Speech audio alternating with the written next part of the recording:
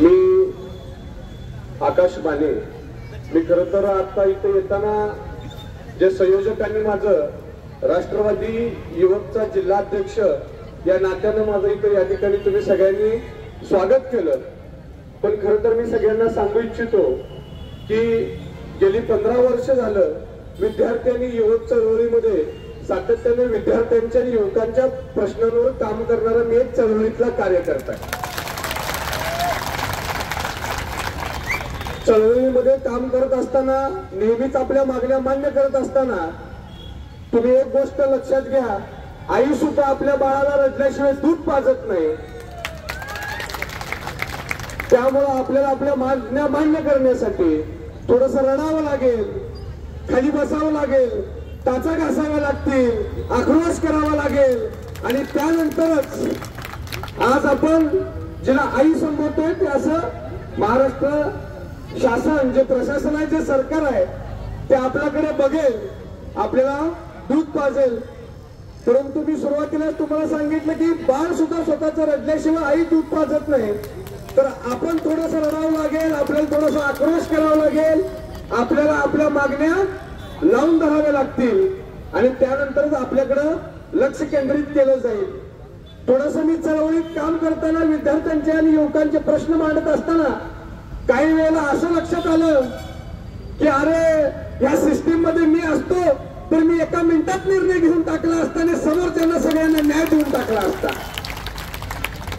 आम्ही किती दिवस उपोषणाला बसायचं, आम्ही किती दिवस आंदोलन करायची, आम्ही किती दिवस रडायचं, आम्ही किती दिवस दया याचना करायच्या, हे सगळं चळवळीत काम करताना लक्षात आलं।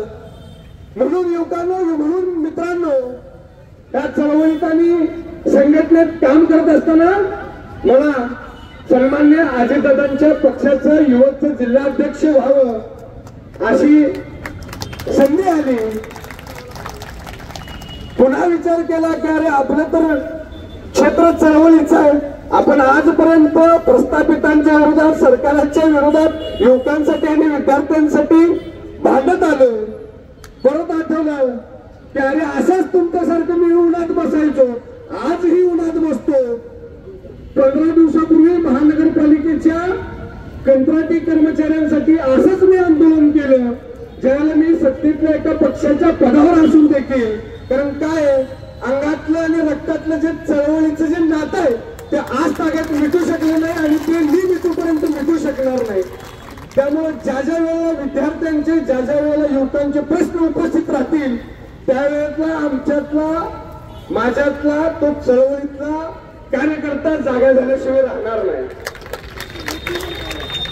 मी तुमच्यासोबत आज फक्त एका सत्तेतल्या पक्षाचा युवकचा अध्यक्ष म्हणून बोलायला आलो नाही, तर इथं बसल्यानंतर तुमच्या भावना काय आहेत, तुमचे प्रश्न काय आणि काय तळमळीनं, काय आत्मीयतेने तुम्ही या ठिकाणी आपले प्रश्न आणि मागण्या मान्य करून यासाठी बसलेलात हे मी चांगल्या पद्धतीनं मला समजू इच्छितोय।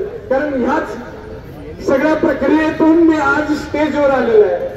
आज 15 वर्षानंतर स्टेजवर येत असताना या सगळ्या भूमिका पार पडत, आक्रोश करत, रडत, घोषणा देत, त्रास सहन करत, दबाव सहन करत, अधिकाऱ्यांची मनमानी कारभाराला सगळ्या आव्हान देत आज इथेपर्यंत आलेलं आहे। त्यामुळे तुमची भावना निश्चितपणाने माझ्या मनापर्यंत, तुम्हाला नेमकं काय म्हणायचं आहे। तरुण बांधवांना तुम्हाला दुसरी बाजू मला सांगायची आहे की काही वेळेला आपण वस्तुस्थिती जन्य परिस्थितीचा स्वीकार केला पाहिजे। मोर्चे असतील, आंदोलने असतील, ह्याच्यामध्ये मागण्या केल्यानंतर कामाच्या निमित्ताने भेट होत असते।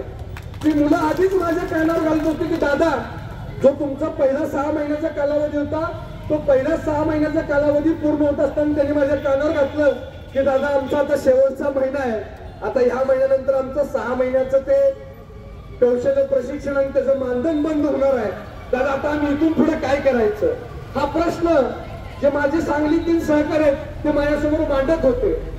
सुदैवानं सरकारने सकारात्मक भूमिका घेतली आणि पुढचे 5 महिने तुम्हाला सगळ्यांना वाढवून दिले। त्याच्यामध्ये तुमच्या शैक्षणिक अहर्तेच्या नुसार तुम्हाला 6,000, 8,000 आणि 10,000 रुपये जे काय ठरवून दिलेले आहे, ज्या शैक्षणिक आहारतेमध्ये तुम्ही सगळेजण बसताय ते मानधन तुम्हाला देण्यात येत आहे. मला आज इथं आल्यानंतर देखील कळालं की काही माझ्या युवकांचा, काही माझ्या मित्रांचा, माझ्या बांधवांचा हा स्टायफंड